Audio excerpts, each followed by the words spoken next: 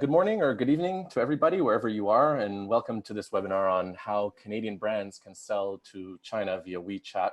My name is Chris Lone, and I'm a trade commissioner at Canada's embassy in Beijing. This webinar is co-hosted by the Government of Canada's Trade Commissioner Service and Walk the Chat, and we have the pleasure of welcoming Thomas Graziani, who will be delivering this webinar. I understand we have participants from countries other than Canada joining us today, and would therefore like to extend a special welcome to our international participants. Before we get started, I'll say a few quick words about the co-hosts. Thomas Graziani is the co-founder and CEO of Walk the Chat. As the co-founder and CEO of Walk the Chat, Thomas has helped big brands and small enter China via WeChat. Walk the Chat has collaborated with large multinationals such as Cisco, Nestle, and Bosch, but has also helped niche fashion brands such as Botcare, Strawberry, Côte Ciel, Hunter Boots, Algieri, and many more to get their first foothold in the Chinese market. Before founding Walk the Chat, Thomas led the Smart City initiative of Schneider Electric in China and worked as a consultant for the Boston Consulting Group. Thomas is a graduate of the University of Cambridge in the UK and l'École Polytechnique in France. The Canadian Trade Commissioner Service aims to provide Canadian clients with assistance as they approach and enter foreign markets, and in this case, China. Please note that as a publicly funded service, our mandate is limited to helping Canadian companies. Our contact info will be shared in the presentation, and we'll follow up with email to participants after the presentation. That knocked out my notes. Oops, sorry. No worries. Let me just see. Yeah, you can try again. Okay, I don't know. I'm back. Okay, so I won't say much about the topic other than to say that WeChat is perhaps one of the most important tools you will use in China. It certainly runs my life in China. And so if you're not on WeChat and considering the China market, I would encourage you to get on WeChat as soon as possible. If you are on WeChat and familiar with the tool, I'm sure there will be a wealth of information in this webinar that will help you further your knowledge of the tool. I'll also simply note that for Canadian clients, the Trade Commissioner Service does have a basic guide on how to get yourself set up on WeChat. It is quite basic, and I'm sure this webinar will build on that greatly. So if you're interested in that guide, we can certainly share it with you upon request after the webinar. Finally, I would like to thank our colleagues, many of whom are on the line from our regional offices, who were instrumental in getting the word out about this webinar. And I would be remiss not to thank my colleague and fellow Trade Commissioner, Sunny Liu, who was the driving force behind this webinar. There will be time for Q&A at the end of the webinar. Please type your questions in the chat window, and I will ask them to Thomas. If we do not have time for your questions, we'll endeavor to follow up by email. And with that, I will hand it over to Thomas for his presentation. Thank you very much. Thank you, Chris. So yeah, a few housekeeping notes before I get started. So as Chris mentioned, if you have any questions, you can enter them in the Q&A section. So you have two sections. One is chat, one is Q&A. The chat, you can use it to write anything which you want to write, which is not a question. Maybe there's a problem with my audio. Maybe I make a very funny joke and you want to write LOL on the chat. This is for chat. And then you have Q&A section where you would actually write real questions which you want answered at the end of the webinar. So we'll wait until the end of the webinar to take questions, because otherwise, usually there are too many questions after the first part, and it will delay the process too much if we wait. The webinar is recorded and will be shared. So will be the slides. So you don't need to worry about this. You will receive the recording and the slides a couple of days after the webinar. I think that's about it. So I'll dive right into it. It will start basic, but it will go quite advanced. So don't worry in the beginning if the concepts are simple. We try to have a webinar which is friendly to everyone. So it will start easy. The pace will be quite fast. and then we'll get to more advanced concepts fast enough. As Chris said, I did some stuff before. I won't repeat what he said already. I think you heard enough about me. Let's dive right into the topic. So what we'll talk about, we'll first give a very brief overview of the Chinese digital ecosystem, just to understand what is the general context WeChat plays into. We'll talk about what is WeChat specifically, the different kind of WeChat accounts which exist, the concept of WeChat mini programs, and then we'll really dive into what will be the main course of the webinar, which will be the part about WeChat influencer marketing, WeChat advertising, and selling cross-border on WeChat. And then as a little dessert, we'll get a few slides about the latest WeChat features, things like short videos and live streaming, and discuss to which extent they impact WeChat and the broader ecosystem. As I mentioned, we'll start with the general landscape. So China has a very competitive and very diversified social media landscape. So WeChat, as we know, is dominating in terms of monthly active users. It has 1.2 billion monthly active users. It's the largest social platform in China, but it's not the only one. Red, for instance, although it has a small number of monthly active users, only 85 million, is a very influential platform, especially for promotion of cosmetics, beauty product, and some fashion products. It's a social commerce platform where users read and write product reviews. We have Weibo, which is kind of a Twitter, Instagram style social platform, which with 500 million monthly active users. It is large, but it's kind of losing momentum. It's still gaining in terms of monthly active users, but people are not spending so much time on it. And then we have two platforms which are definitely competing heavily with WeChat, and I will talk about them later in the webinar, because today it's difficult to talk about WeChat without talking about Douyin, because Douyin is heavily competing with WeChat for user attention. So we have Douyin, which is a short video platform owned by ByteDance. It's a Chinese version of TikTok, or rather TikTok is the Western version of Douyin, because it's a Chinese company. And we have Kuaishou, which is pretty close to Douyin in terms of monthly active users. It has 300 million daily active users, 400 million monthly active users, and it's focusing on smaller cities.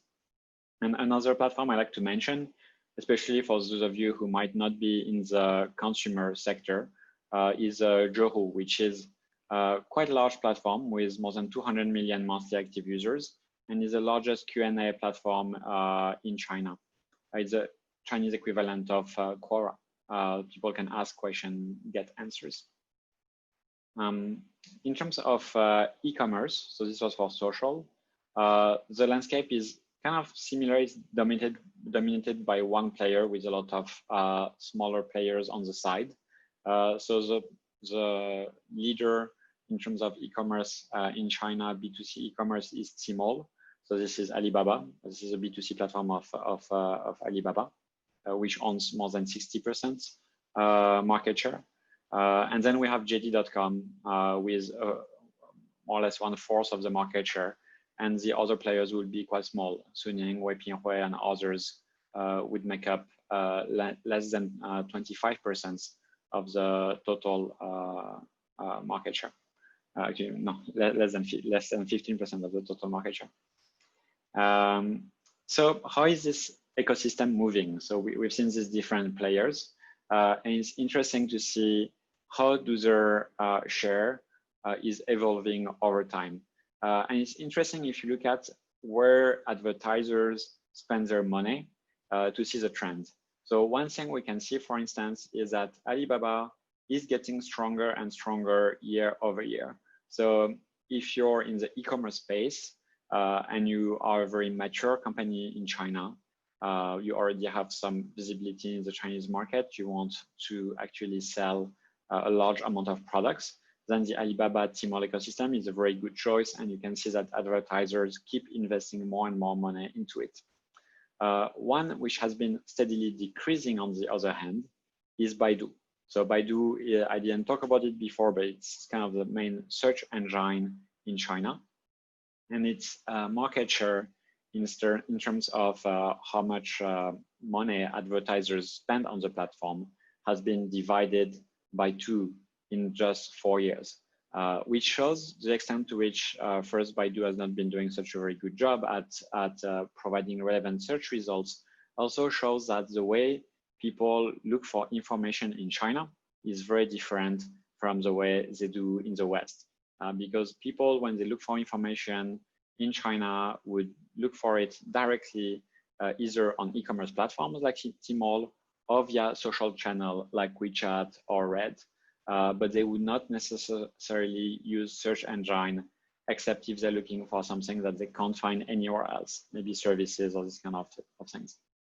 And when it comes to Tencent, you can see that he's been growing from 8 to 13% of market share until 2018, and then it started to decrease.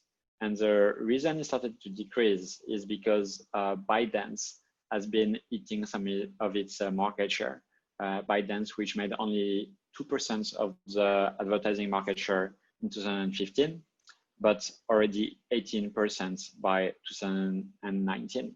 So this gives us a sense of the basically forces at play.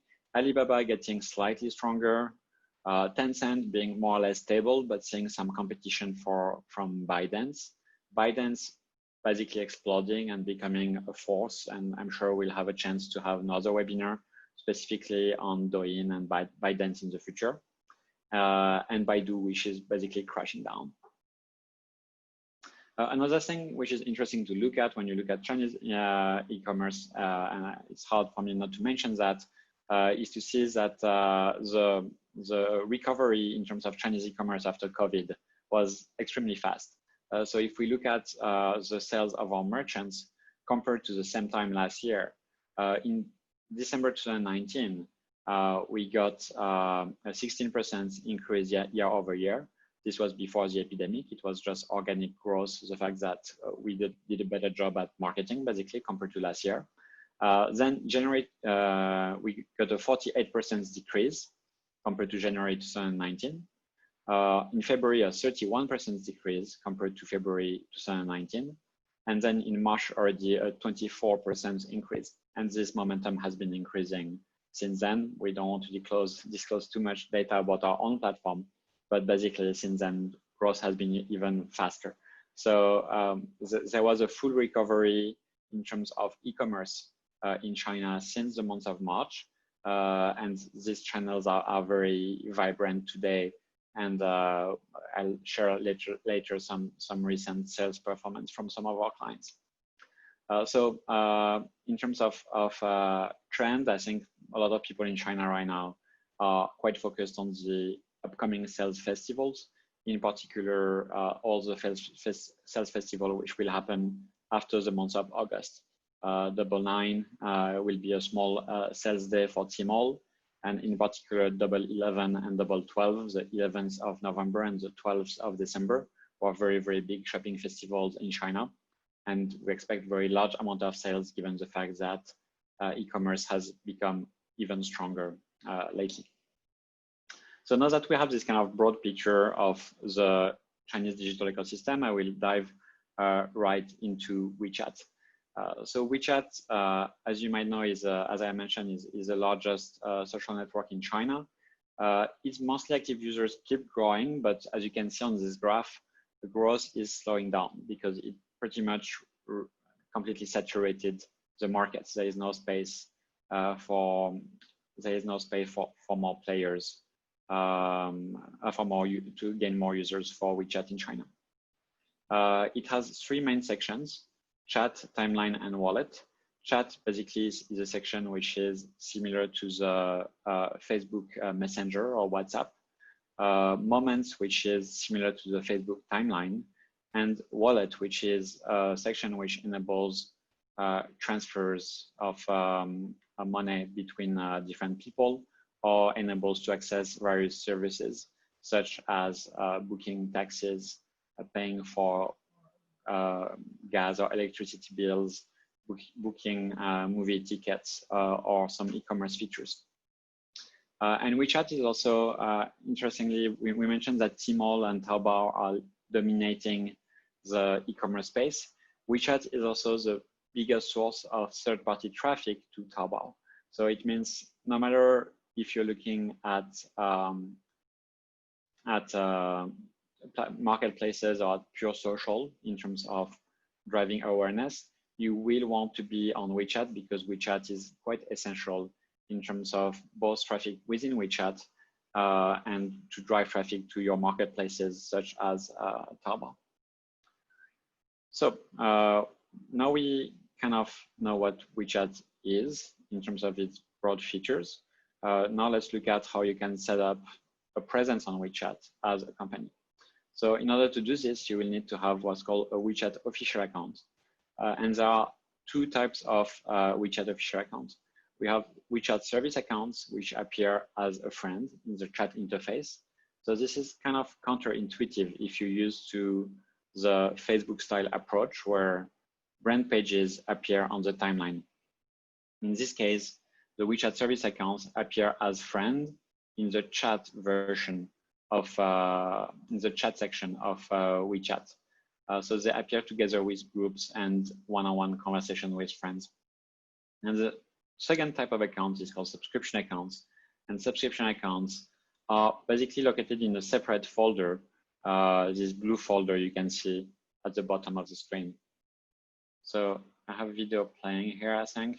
So here you can see, yes, if you click on a service account, you will see a conversational interface with a list of the latest articles published by this account. So this is, for instance, the WeChat account. And then if you click on the subscription account folder, what you will see is a list of all the subscriptions that you have. So all the subscription accounts you follow will be on this, inside this folder, and then you can click into the articles.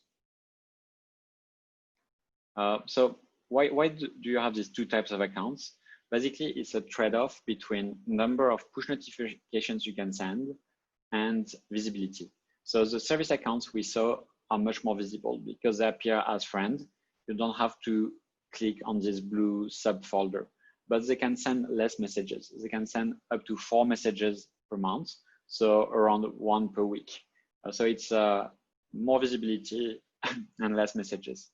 While subscription accounts will be able to send 1 push notification every day, so much faster than service accounts, but they will be less visible. People will have to click in order to access them. And the service accounts is definitely the best choice for overseas companies. First, because they are the only one you can create if you don't have a company in China. Second, because they're also a best fit for e-commerce. Because if you're trying to sell on WeChat, you will want to use the service accounts for customer service. And the fact that these accounts appear in the friend list makes them a much better fit for customer service purpose. Also, if you're operating from outside China, 1 message every week of high quality and very visible is actually more than enough. You don't need to be able to post daily. You would prefer to focus on high quality and lower quantity. There are two other types of accounts, enterprise accounts and WeChat mini programs. The enterprise account, I will not say much about them because basically they're used for internal management inside a company. So they can send a very large amount of messages, but it's very hard to follow them. Like you need to have some approval on both sides. So they are not a good fit for marketing. And WeChat mini programs, they are kind of apps within the app, and I will talk about them extensively in the next section. So let's get right into it, the WeChat mini programs. So basically WeChat mini programs provide native access to e-commerce inside of WeChat. So you can easily access them from the homepage, as you can see. They have this kind of native transitions, which look very smooth and basically look like a native application. You can automatically get the address of the users, which is stored within WeChat. You of course have one-click payment to finish the payments. You can also access them from influencer campaigns. So here you can see you have an influencer campaigns with some products listed. And if you click on one of these products, it will automatically open a WeChat mini program and enable you within a few clicks to buy the product, because basically you're just accessing the address directly, which is stored within WeChat, and then you just have to click to complete the payment. So it's a very powerful way to give one, a very smooth experience to users within WeChat. Second, a very strong integration between influencer content and products. So the way they work technically, I don't want to get too technical here, but the general idea is on a traditional website, you would have basically a client browser which calls a server, and then so your browser could be like Firefox or Chrome, and you call the server, so basically the website you're trying to see, and you will receive some HTML, JavaScript, and CSS, which are basically the languages that the browser can read. And recently, like over the last 10 years, let's say, people realize this is maybe not the best way to build apps.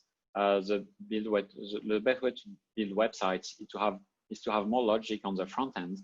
So basically, your browser would have a little app inside the browser, which would have a lot of logic and basically the general structure of your website. And then you would call the server only when you need data. So for instance, if you're on the Amazon website, you're going to have some of the logic on the front end. And then when you try to get a new product, the server will just call to get the data of this specific product. So they don't need to reload the entire page each time, and it makes the website faster. And that's pretty much the way mini programs work. So you have the logic, which is on the front end, which is built on a special language for WeChat, which is called WXML, WXSS, and a special JavaScript framework for WeChat. And then when you need data, you can call an API. So basically call a database in order to get this data. So why is it important? Because this part, the WeChat browser mini app is hosted by WeChat. The API, the database, is hosted by you or by a software provider directly. So you have much more control over this. So running on WeChat mini program compared to running on, for instance, Tmall, you have much more control over the data that you can collect and the tracking you can do on users, etc., which will not be possible on Tmall, because if you're using Tmall or JD, basically you're just getting what the platform gives you.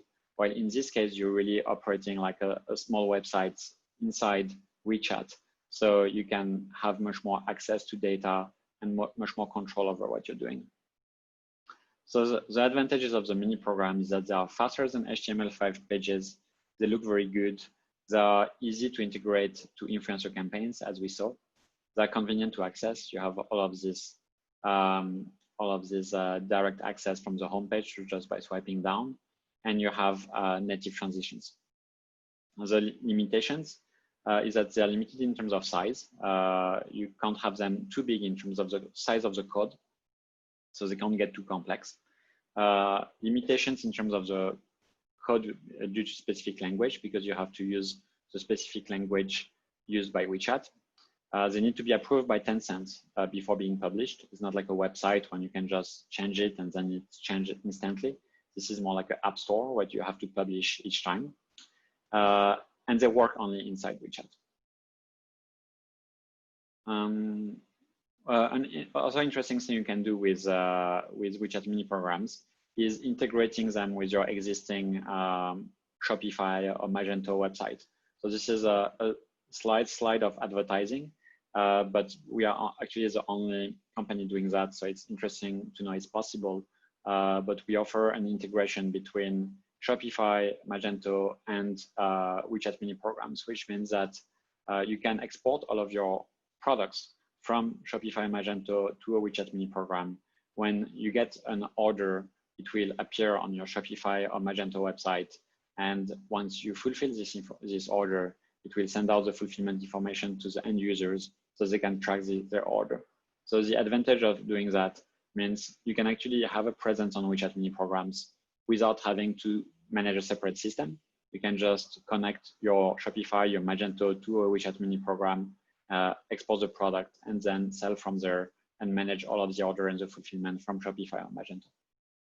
And there are many reasons why you would use this combination rather than just using Shopify and Magento, because basically Shopify and Magento are not appropriate to use on the Chinese market. So they would use email for login, while in the case of China, you would want to have automated WeChat login. The checkout experience would require users to manually enter address and contact, while with WeChat mini program, as we saw, it will be auto-filled.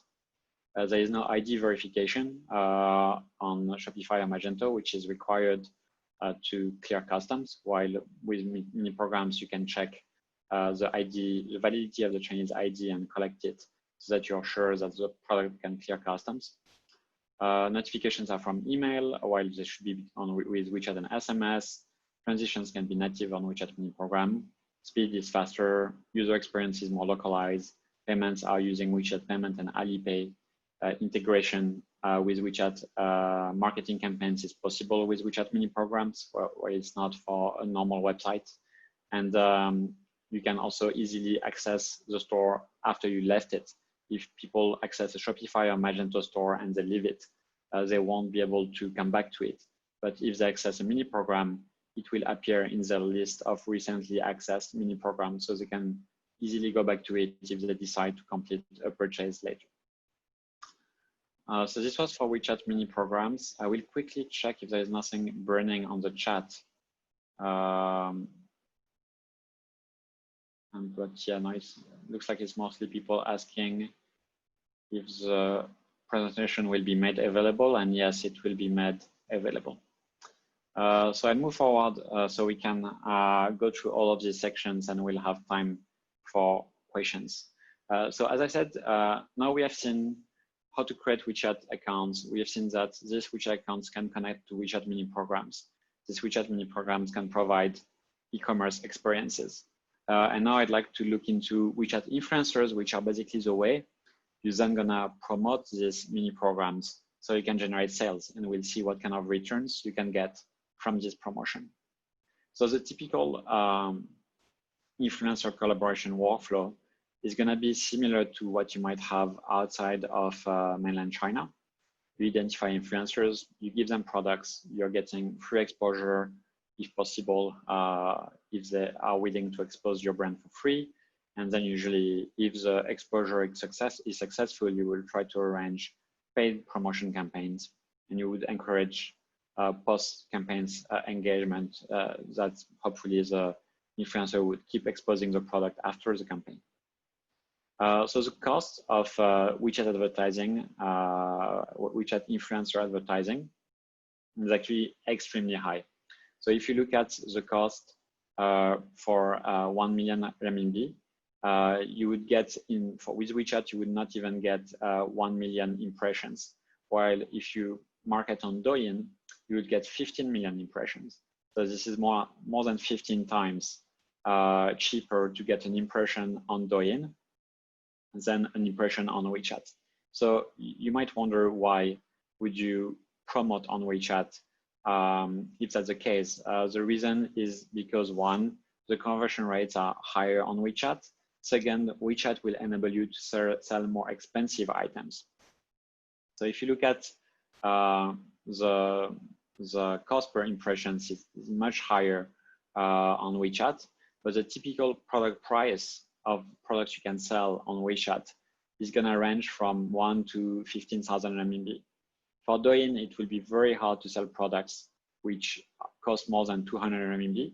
There is a clear negative correlation on Douyin between the price of the product and the ROI.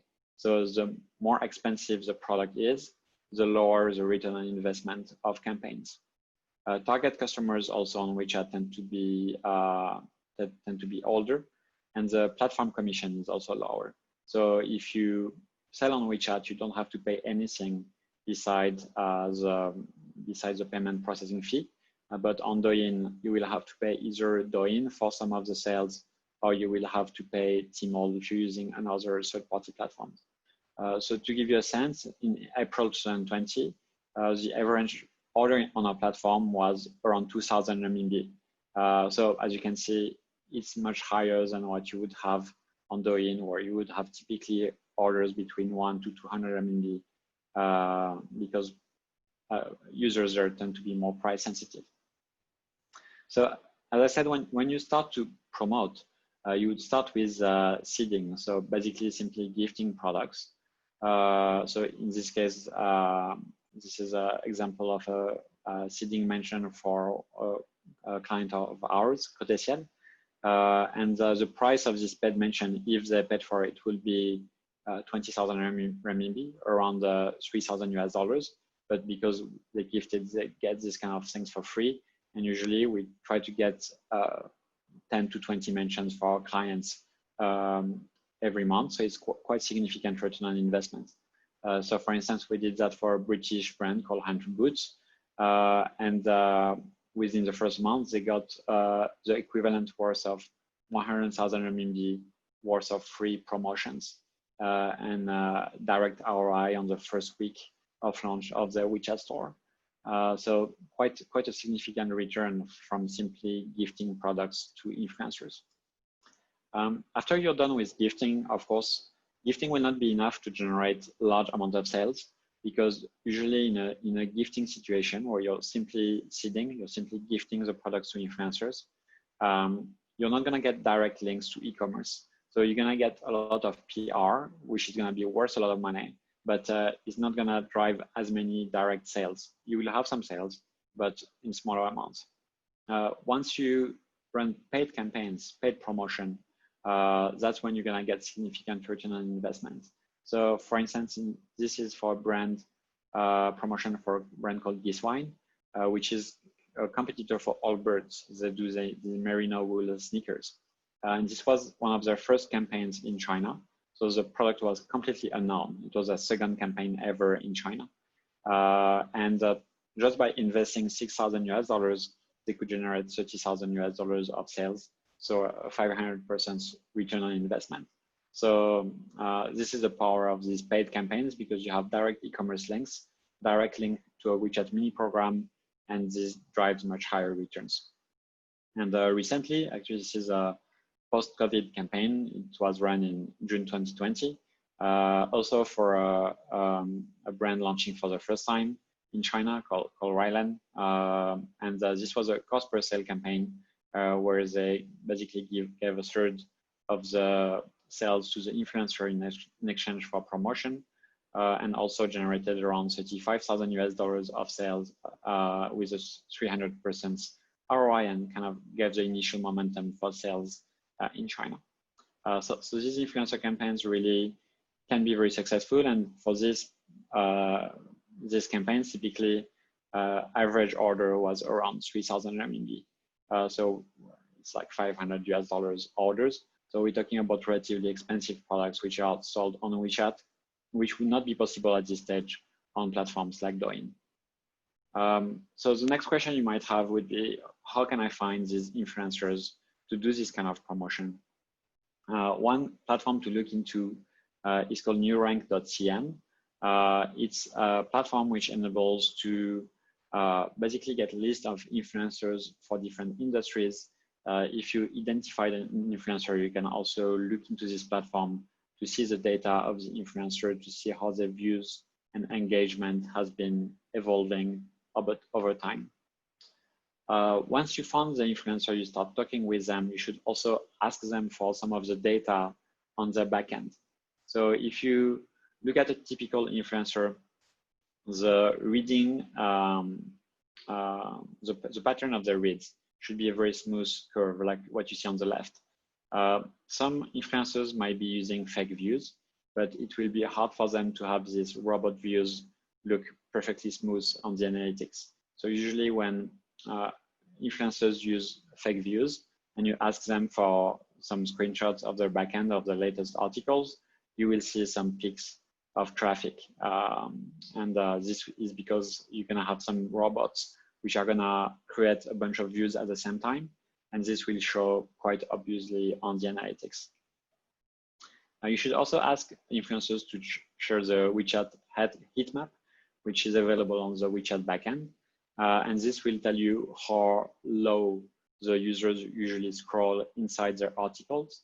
So if you know, for instance, that only 50% of the users scroll to the bottom of the article then that gives you a sense that maybe the promotion should be put at the very top of the article. If everybody scrolls to the end, then it doesn't matter, and you can have a bit more freedom in where you put the action call inside the article. But looking at this data can help you get a bit more strategical in terms of where to put your action calls.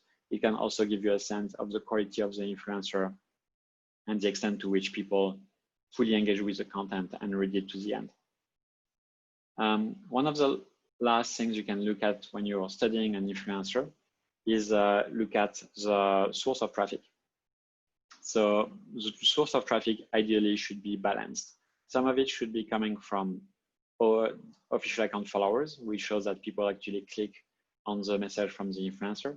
Some of it should be coming from moments, which means that people are actually sharing with their friends on the WeChat moments, and that the article has kind of viral nature. Some of this might be shared by friends directly, so direct sharing from one person to another, which also shows that the article is exciting and people want to share it with their friends or inside groups. And the one trick also is that the number of views coming from history should be very low, because history is where robots are going to create views. So when influencers try to create fake views, they would basically, the robots will open the influencer account and go into the history and then click on it, so that it increases the number of views. So if you have a very high percentage of views coming from the history, usually it means that this influencer has been using fake views, has been using robots in order to inflate the amount of views on his account or his or her account. So if I summarize the kind of metrics you should look into when you're selecting influencers, a typical KOL quotation is going to be in the range of 10 to 80,000 RMB.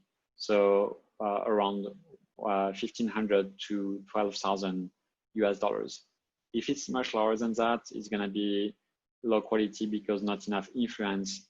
If it's much more expensive than that, it might be overpriced because we are talking about an influencer which is starting to have be already quite famous. So the pricing is going to be less competitive because they're going to start to inflate their prices.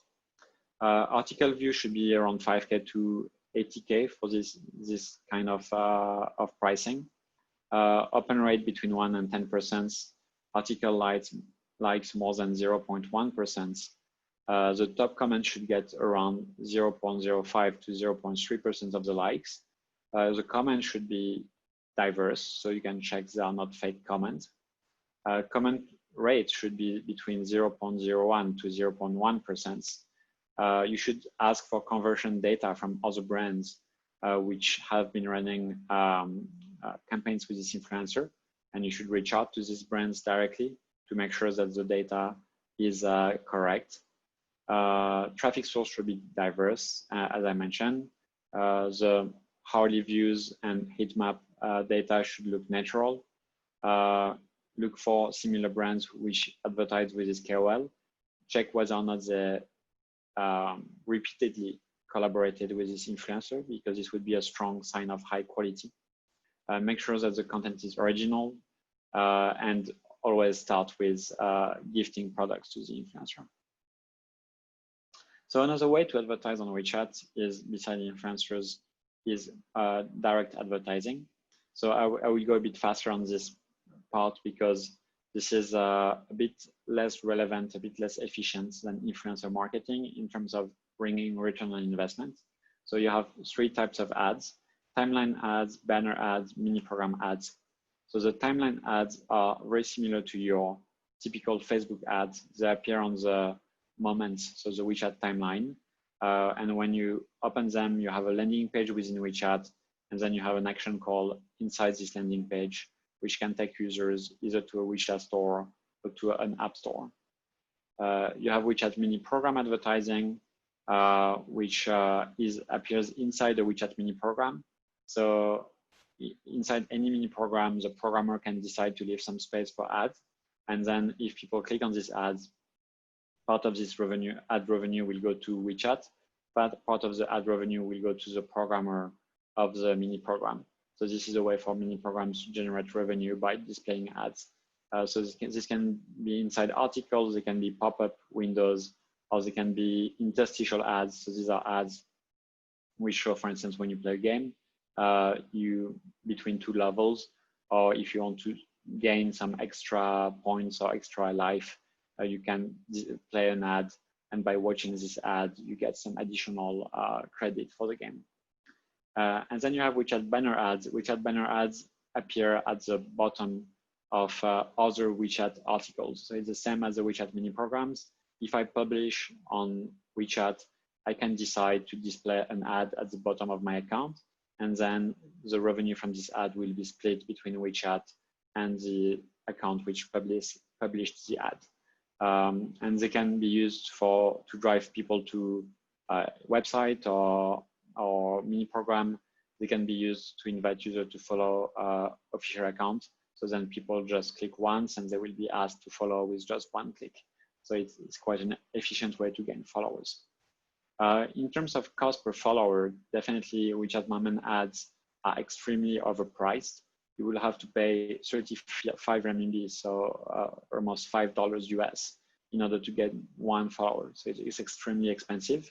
While WeChat mini program ads will be the cheapest with 4.7 RMB, so slightly less than $1 US.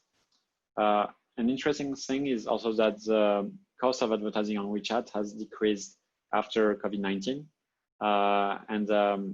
Although it's going up a little bit now, it's still much lower than before the outbreak, just because people are spending much more time online. So there is more inventory available, this drops the price down. And a last thing you can do, which is interesting with WeChat advertising, is to do retargeting based on mini program behavior. So when people are on your mini program, as I said earlier, you can gather a lot of data about the way they behave, and you can use this data in order to display advertising. So for instance, if you have people who are participating into an influencer campaign, open the mini program and don't buy anything, you will be able to then retarget them with advertising. If you have people who add product to their cart but don't buy, you will also be able to use retargeting audiences to retarget them. So this is an interesting way to leverage some of the data you're collecting from the WeChat mini program traffic and using it in order to display advertising on WeChat. So these are a few case studies. I'll let you go through them maybe as I send the slides, but these are basically case studies we did with a few clients, Virgin Mobile, Camper. You can see that the average cost per download is quite high, although these ads are quite optimized, but the cost for WeChat native advertising is actually quite high. It's hard to be below 50 RMB. There is another advertising system from Tencent, the company which owns WeChat, which I want to mention, because Tencent operates other apps beside WeChat, which can display advertising. It has WeChat, but it also has QQ Video, Tencent News, Qzone, which is some kind of social network. And these advertising are much cheaper. So for instance, this is a case study of app download through the broader Tencent advertising network. And the cost per installation was $2 to $3. So this is much cheaper, for instance, than the 56 RMB here, which is more like $8 per download. So by looking at this broader Tencent advertising ecosystem, which is less competitive than WeChat, if you simply want to get people to a specific website to sign up for a service or to download an app, you will be much more efficient using this system rather than simply trying to use WeChat. One of the last sections, second to last section, will be how to sell cross-border on WeChat. So one of the beauty of WeChat is you can also sell through it without having to set up a company in China. You can sell completely cross-border. So this is a list of the industries which are allowed for cross-border sales. Most of our clients are in the top left: clothing, shoes, bags, cosmetics, toiletries, and jewelry, accessories, glasses, and watches. This is where most of our clients, our very successful clients, work. Maybe also a bit of like sport accessories, fitness, also quite popular. So the beauty of this is that you can sell through cross-border payments. Chinese customers pay in renminbi via WeChat, and you can receive the money on your overseas account in overseas currencies. There is no Chinese bank account required, and the WeChat cross-border payment will charge a commission around 2%. WeChat Pay has local partners in various geographies, so you don't need to set up directly with WeChat payment. Usually, you would use one of the local partners of WeChat payment to set up this cross-border payment account. And you can click on the link I put here, which will be in the slide I sent you, and you will get access to all the list of different partners in different geographies, and you can just reach out to people in your region.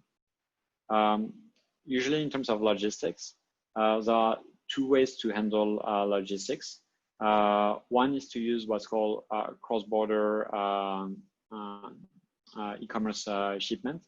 So if you do that, you will have a fixed tax apply of 9.1%. So in order to do that, you need to register the product at the customs, and you need to make sure that customs are cleared properly, and you will have a flat 9.1% tax, which is going to apply on all of your orders.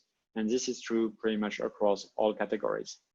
The second way is to use what's called postal service or personal import, in which case you will have a much higher tax, which is going to be applied between 15% to 60%, but only if the product gets inspected. So it's a bit of a messier way to clear customs. It's kind of a gray area. You would just basically send a bunch of packages. Some of them are going to get through and are going to pay zero taxes.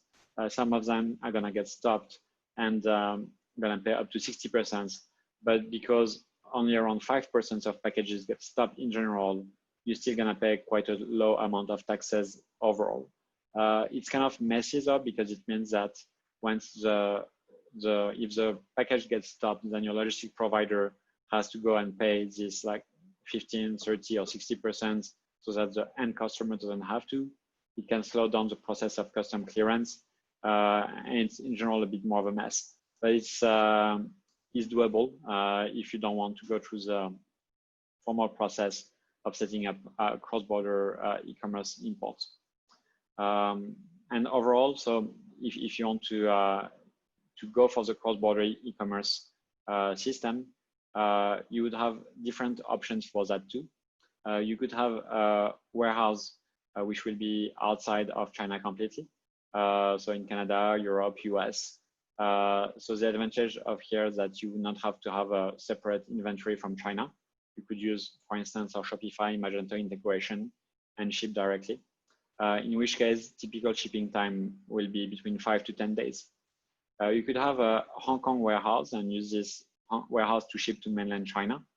The advantage of this is it will be much closer to China, but it still gives you to mainland China, but it still gives you flexibility if you want to reallocate this inventory, for instance, to other parts of Southeast Asia. And the shipping time in this case will be 4 to 7 days. And the last case will be bonded warehouse. So in which case your inventory is already committed to mainland China. Shipping time is going to be quite fast, 3 to 4 days, but it will be very hard for you to reallocate it because your inventory is already in mainland China, and it will be quite hard to take it out of it. And I just put here quotation, which I won't get through because it's long and complicated, but I will leave it inside the slides so you get a sense of if you're shipping from Canada to mainland China, what would be exactly the cost that you have to pay in terms of shipment. And the last section will be about new WeChat features. Don't worry, we're almost done. WeChat can be used for live streaming, which is a feature which is very popular right now on platforms like Taobao and Douyin. The live streams that we've been running so far had some good conversion, but conversion rate around 2-3%. But the average order value was quite low. So basically somewhere around 200, 300, 400 renminbi. So with live streaming on WeChat, you're basically getting the worst of both worlds from my perspective, because you're not getting the volumes you would get on Taobao and Douyin, but you're not getting the high item values that you would get if you were to sell through a WeChat article.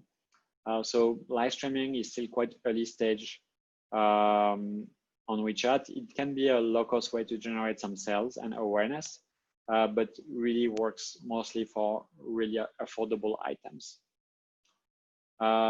If you want to do a successful live streaming in general, no matter if it's on WeChat or another platform, in general, there are some rules you can follow. So provide a large choice of items, not just one product. It would be quite boring because live streaming tend to be quite long. Keep one hero item and with special discounts that will be shown at the end of the live stream, so that people are waiting for this special discount and they see the live stream to the end. Keep people engaged during the live stream with some limited time and limited amount discounts, so that people have to click very fast in order to access a discount. Otherwise, they will not be able to benefit from it, so that people are not falling asleep in front of the live stream and keep engaged. And if you run the live stream for one single brand, make sure to stand out by providing some kind of special experience, like visiting a factory, an interview with the founder, the showroom of the brand. Because if it's just one brand being talked about during 10, 15, 30 minutes or more, it's going to be quite boring if there is not something around it to make it more exciting. Otherwise, live streams tend to skip from one brand to another in order to keep the user attention. And the last feature I want to mention is a short video feature, which is right now on WeChat. So although actually now it has quite a few monthly active users, 200 million, which is much smaller than what Douyin or Kuaishou have, but is significant. Is still seeing engagement rates which are much lower than what you might have on other short video platforms. So this feature is called WeChat Channels, and it was released by WeChat a few months ago, and it's basically the answer of WeChat to short video platforms. But the design of this platform, if you compare it to Douyin or TikTok, you can see it's kind of old-fashioned. The videos don't occupy the entire screen. The transitions don't have this kind of nice swiping approach that Douyin has. The action calls are kind of hidden, so it's hard for people to comment or like. So it's really a less than perfect platform, and it doesn't have the advanced editing capabilities of Douyin. So Douyin stands out because it has all of these filters and special effects which enable to make the videos exciting, which is not the case in the case of WeChat Channels. So the content creators also struggle to create high quality content because they don't have the editing capabilities to make the content look good and exciting. So far, the short video platforms, as of today at least, is really lagging behind. And it's kind of a weak answer to a big problem that WeChat has today, which is a competition from short video platforms. And that's concluding remarks. So WeChat growth is slowing down, but it remains the #1 social network in China. And it's the best source for e-commerce traffic still today. Foreign businesses can create service accounts to promote their brand. And if you want to sell on WeChat, you will need to have a WeChat mini program because it has all these nice features in terms of speed, UX, integration. WeChat influencers are the most expensive influencers on the social internet in China, but they are the best if you're selling more expensive items above $50. WeChat ads are expensive and they have very low conversion rates, so I would not really advise them. And WeChat cross-border sales is really a powerful way for companies to get started in China. And you can do so without having to set up any company or bank account. And you can even connect your existing Magento or Shopify store in order to sell. And WeChat live streaming and short videos are still early stage features. They have relatively low traction. So you can keep an eye on them, but I would not bet on them on the short term. And that's it. Sorry, it was a lot of information and I managed to squeeze it in just short of an hour. Thank you for, I think everyone actually remained here. We still have a bit more than 100 people. I think we can move to questions if Chris, you're still around. Sure, I'm still here. Thank you very much, Thomas. That was, as you say, quite the presentation. A lot of information. We have a lot of questions. Spoiler alert, we won't get to all of them, but we will endeavor to get back to all of you with answers to your questions. I've tried to group some of them, and we'll run through a few of them that are, I think, important ones. And we'll start with an easy one, but an important one. A few people asked, all examples provided in the presentation were in Chinese. Is English content acceptable? Not really. Like all of the content needs to be localized. Otherwise, it will not get any traction. Except if we have some clients who are targeting like foreigners or expats, but this is a very, very small market. So you will not get much volumes from that. So yeah, everything needs to be localized. Okay, great. Now, second question, regarding the cost of building a WeChat mini program for a new brand. Can you give a sense of what the cost might be for a brand looking to build such a program? Yeah, I can tell you the costs that we charge. So we charge on a software as a service model. So basically we charge, the normal fees would be a $5,000 setup fee, and then a $500 per month license fee to use the platform. So if you look at a brand which will be completely new the first year to set up the mini program, they would have to spend $10,000. The problem is that this would just be for the mini program. You have a lot of costs then for marketing. So as I mentioned, a typical influencer marketing campaign, if it is a quality campaign, will be at least $2,000, usually $5,000 to $10,000 to get best return. So if you're talking about a brand which is gonna run one such campaign every month, or a couple each month, you're talking about an extra $5,000 to $10,000 per month. And then on top of that, you might have some fees for seeding, etc.